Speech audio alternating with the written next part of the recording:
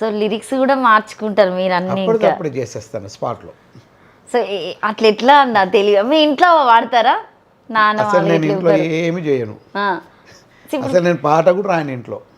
అసలు ఇంట్లో ఏం చేయరు అసలు. ఏం చేయను. అంటే మీ పాటలు మీకు చూపెడతారా, అంటే ఇట్లా టీవీలో ప్లే చేసి బాగా చేశారు అని చెప్పేసి? మా పిల్లలకు కూడా అంత ఇంట్రెస్ట్ లేదు నేను పాడితే కూడా. ఒక్కరు కూడా ఇప్పుడు సింగర్ కాలేదు, ఇద్దరు ఇట్లా వినరు కూడా వాళ్ళు. వదిన వింటదా? అసలు వినరు. వాళ్ళ ఫ్రెండ్స్ ఎవరైనా చెప్తే అంటారు అంతే. అది కాదు అసలు ఫోక్ సాంగ్స్ నైట్ 3 గంటలకు వర్క్ చేసేటప్పుడు మాత్రం ఇంట్లోనే చేస్తాను.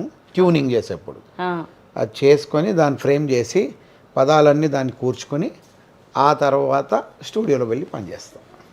3 o'clockకి రాస్తారా? రాస్తాను 3 గంటలకు రాస్తాను నేను పాట, ఏ పాట అయినా 3 o'clock లేచి అప్పుడు ట్యూన్ చేస్తాను ఫస్ట్. ఎందుకంటే చాలా ప్లెజెంట్గా ఉంటుంది ఆ వాతావరణం. ఆ టైంలో ట్యూన్ చేసుకొని దాన్ని మళ్ళీ ఈవెన్ మార్నింగ్ 10:30కి అట్లా స్టూడియోకి వెళ్ళి పాట రాస్తున్నప్పుడు ఇప్పటి వరకు అదే టైమింగ్స్ అన్నాయిగా. అవును, మీరు ఎప్పుడు చూసినా నా బెడ్ పక్కన ఒక పెన్ ఉంటుంది, ఒక బుక్ ఉంటుంది. ఏ టైంలో నిద్ర మేలుకు వస్తే ఆ పాయింట్ వచ్చిందంటే అక్కడ నోట్ చేసి పడుకుంటాను. వదిన ఏమనదా? అసలు ఏంది పడుకొని కూడా ఇవన్నీ అని చెప్పేసి? చాలా సపోర్టివ్.